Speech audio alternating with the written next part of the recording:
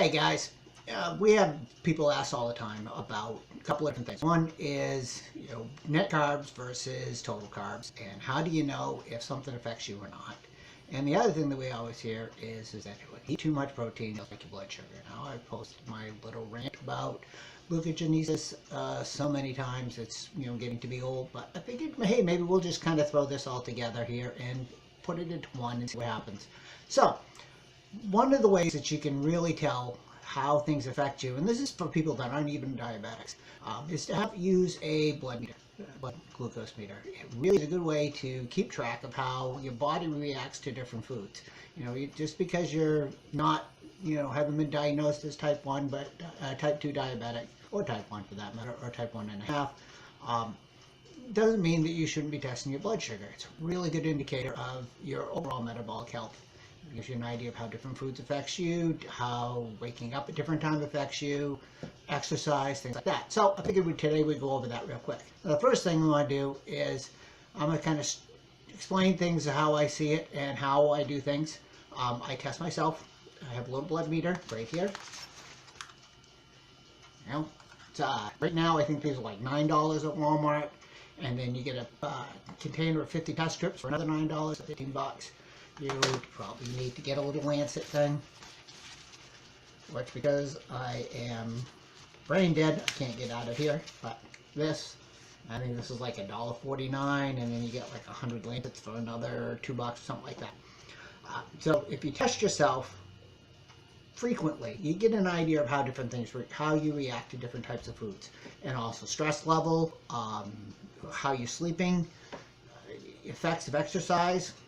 I usually test myself probably 4, 5, 6, 7, 8 times a day, just because I want to know what's going on. And as you get, along your journey, if you're not somebody like me who's using himself as this, a test tube rat or whatever, you won't have to do it as often. But really, in the beginning, even for like the first 6 months, really till you get to maintenance, something that you really should do is test yourself. It's inexpensive. It's easy to do. It's pretty painless. I'm a wimp. I don't like hurting myself at all. I'm lazy, but it does, it's not that bad. So, we talk about fiber, and then there's soluble fiber and insoluble fiber, and then there's sugar alcohols. And these are the things that people say, usually, well, you don't need to count those if you're doing net carbs. You can just pull those out from your total carb count. You can, unless you can't. Now, for me, insoluble fiber is not an issue, so I can eat all the oat fiber that I want, and I have no problems, which is why I make a lot of oat fiber, because I really like it. Soluble fiber, I have problems with. It will raise my blood sugar, kind of significantly, so I try to avoid that. Sugar alcohols, I can't do. You'll see me post a lot of times about that, that I can't do sugar alcohols. Erythritol, xylitol, they and I just don't get along. I will see a huge blood sugar spike, which is why I use stevia all the time. Now, in my recipes, I will say an equivalent amount of sweetener. I use the empty bag. Where is it? I use this when I make stuff for the lady, because she doesn't have a problem with sugar alcohols. So all the recipes that you see me make, I make and I test with this.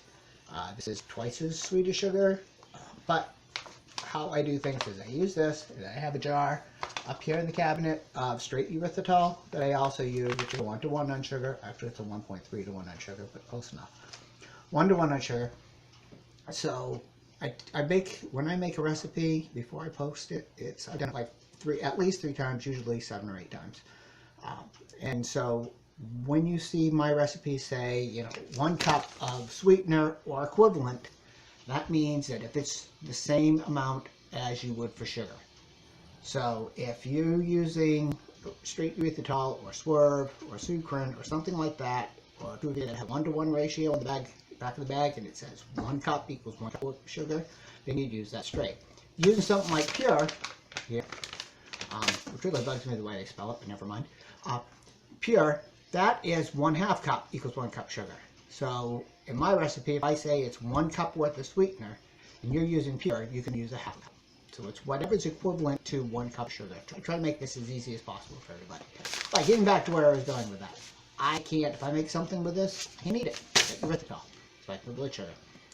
So a lot of times the lady gets to eat most of the good stuff, and I get stuck with, the scraps. Actually, I'll make it with my concentrated stevia. The texture is a little different because you lose some of the bulking. But, I can still enjoy it. Like, made a cake today, chocolate cake. Actually, the lady is out with her daughter who's visiting from New York this weekend. So they are gone for the day. The dogs are upstairs in their crate sleeping, which is nice. So I have a little peace and quiet time here. So I thought I'd do this. All right, so let's talk about getting to how you can tell if something affects you. Take your little blood, little meter, test yourself before you eat something. And test yourself again at 30 minutes, 60 minutes, and at 2 hours. And look and see how your blood sugar reacts. Now, a spike at 30 minutes usually isn't going to be that critical, as long as we're talking about going up to like 180. You get up over 100, it's still okay, because you're just after ingesting stuff with your insulin going, your body's releasing glycogen, you're releasing glycogen. That's not a problem. What we don't want to see is we don't want to see a sustained high level, like a diabetic would see. Yeah, if you see a spike and it goes up to like 105, 120, or whatever in there, and then the next time you check in, it's down to like 100, and then at 2 hours, you're right down to a nice, happy, 80 or something like that, then you really don't need to worry about it. If you're at 2 hours and it's still sitting at like 115, 120, then you probably got a problem with whatever you're putting in your body. And so that's me. I have erythritol. It will spike me right up to like 180 at 2 hours, and it'll still be at like 180 at 30 minutes, and it'll still be like 140 at 2 hours. That's not cool. So, what I'm going to do, I'm going to just kind of show you how I do this stuff. I'm going to do it with some protein. And we're going to see about how they say the protein spikes your blood sugar. Now, there's going to be a little bit of time lapse in this, because obviously I don't want you sitting here watching me roam around the house and dancing, which you really don't want to see that, for 2 hours. So I'm going to test my blood sugar. I'm going to show you here. And then we're going to go over there. I'm going to make myself a big protein shake. And then I'm going to come back in 30 minutes, and I'm going to test my blood sugar again. I'll come back in 2 hours, and I'll test my blood sugar again. I think we probably can skip the 60-minute one for this, because I'm really going to bore you too much. All right, so the first thing I'm going to do is I'm going to test my blood sugar right now before I do anything. All right, so I get my Lancet set here. I already have one in there, right? All right, now I'm going to get my test strip ready. I'm going to get my meter ready. Turn it on. It says I need to put the strip in. See? It says put the strip in. That's what the little blinky thing at the bottom is. Stick the strip in the bottom. I really probably should have my glasses on, but I'm too vain. Alright. Now it says, okay, it's waiting for blood. Take a little lancet here. I do on the side of my finger. Right about here. See? Oh, no, it's not bad. Press a little bit out so you get a good size drop so that it picks up, because you don't want to waste your test strips. Get a little drop there. Put this here. Kind of wicks up, and let's see what it says. Blink, blink, blink, blink.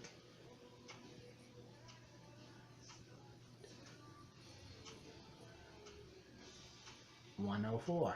That's not cool, is it? Well, that's 104 because just a little while ago I had something with erythritol in it. Not a lot, but a little bit. So I want to see if my theory that using protein isolate will raise my insulin and drop this number down. Because normally I run about 70. So, 104, see? 104, sorry it's backwards, but oh well. Alright, so I'm going to take that out. Make sure you safely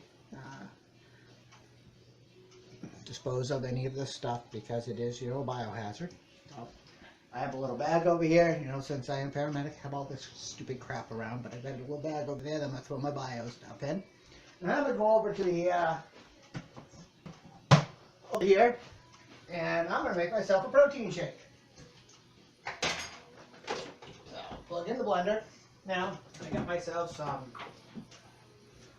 whey protein isolate, chocolate flavor. This stuff's really good. I got it at, let's just say Job Lots. It's like really stupid cheap.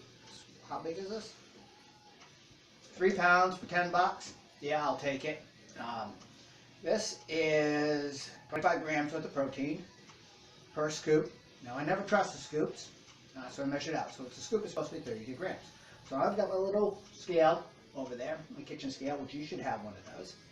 And I'm going to have a lot of fun here because I do a lot of protein because of the fact that I'm in maintenance, 2, because I lift, and 3, because I'm highly attention deficit, and protein is really good for that because you get tryptophan and GABA, which helps regulate serotonin and dopamine, as you know, because we had that conversation last week or a couple weeks ago.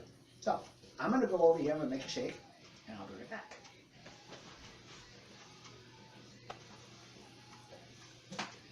Zero out my little thing here,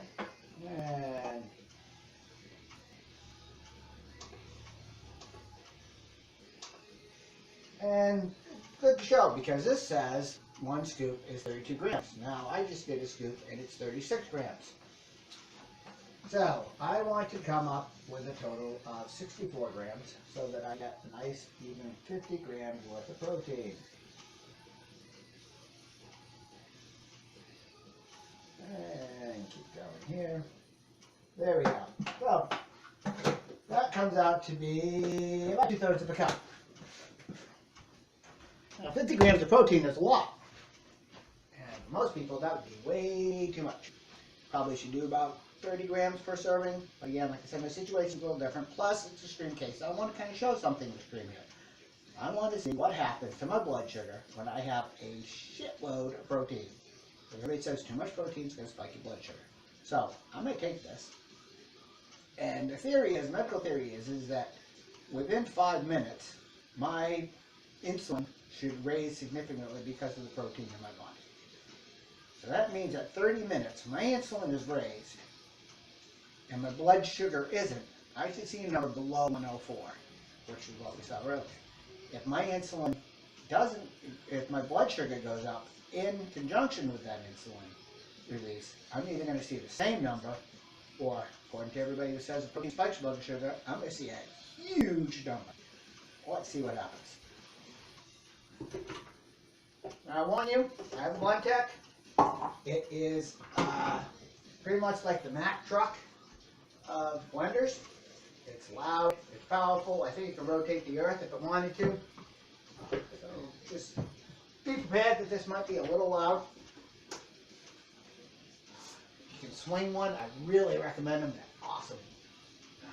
It's got a graveyard upstairs, right next to where the goddess is looking right now, with dead ninjas and magic bullets and oasters, busting houses, blenders, and food processors. This thing replaces both, because as you can see, we have a very small house, small kitchen. This thing's so powerful. 7-year warranty. No, they're not paying me to say this. I just really, really like this thing. There we go. I'm blending. Alright, so this is a 32-ounce protein shake. Probably more than most people will drink. Unless you're me. It's going to take 2 shots getting it down, but we're going to do it.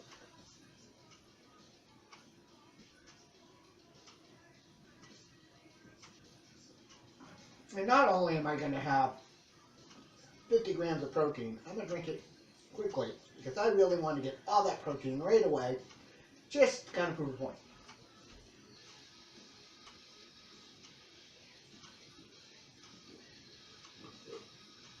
Alright, 16 ounces now. And here's the next 16.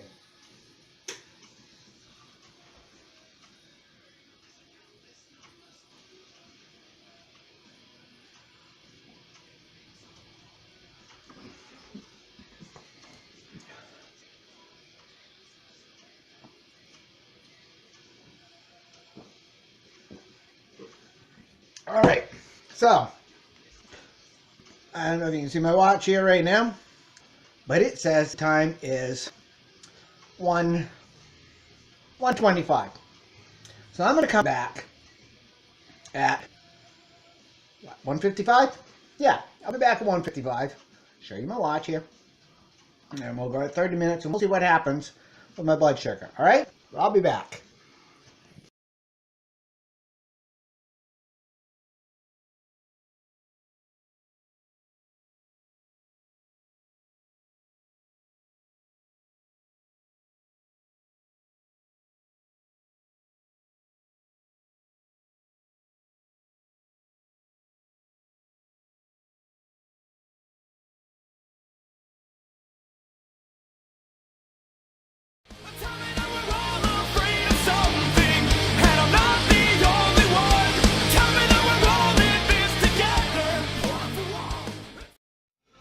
All right, hey, I'm back. It is now 1:55. I can show that.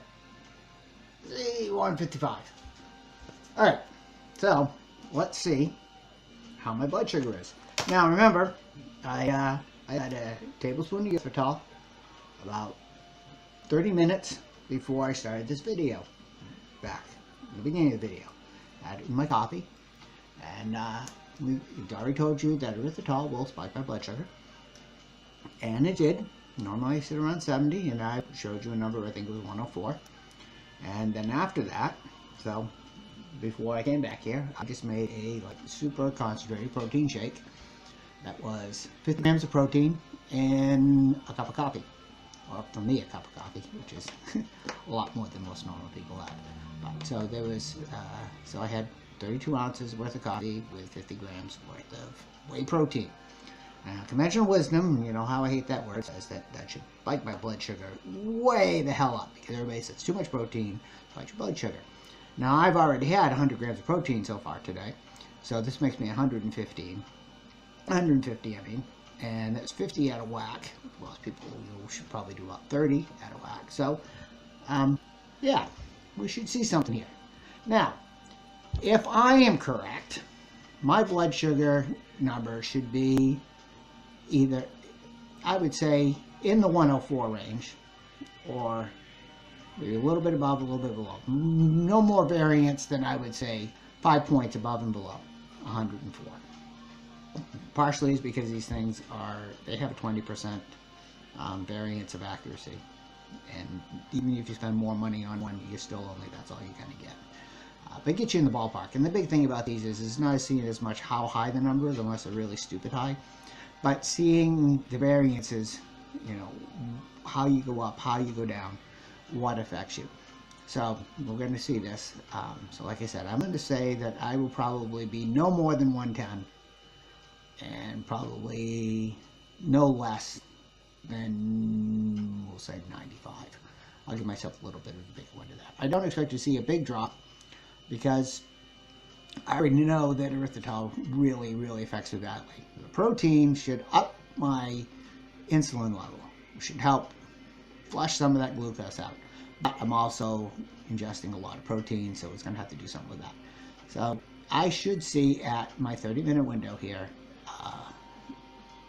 I should not see an increase. Or if it's increased, it's going to be a minor increase. We'd probably a variance in this more than anything else. Now, if everybody else is right, I'm going to see a huge number, like 140. So, ready? Let's see what we get here. Alright, so my little lancet. I'm going to do it on the same finger. Get my blood meter on, get a new test strip in, jab myself in the finger. Ouch. Actually, really wasn't that bad. Squeak out some blood.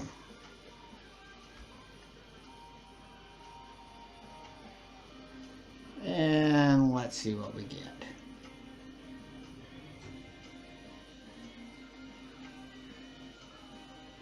And that is 105. I'm sorry, 102. My blood sugar went down. Or stayed the same, giving you a variance. So, 50 grams worth of whey protein, 30 minutes later, my blood sugar is about the same, a little bit down. Not bad, huh? Alright, I'm going to come back in, let's say, I'll come back in a couple hours. Or an hour and a half. Alright, we're going to come back at, it's not 2 o'clock, I will come back at 3:30. And let's see what we get.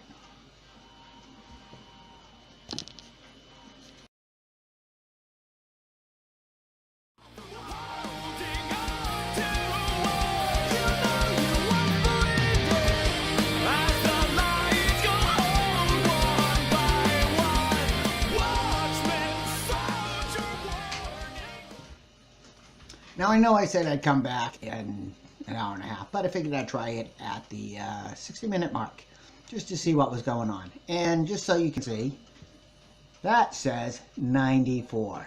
All right, my blood sugar is already going down. So if protein, too much protein spikes your blood sugar, then I'm sorry, myth busted, or at least for my case. Now, this is why you need to test yourself.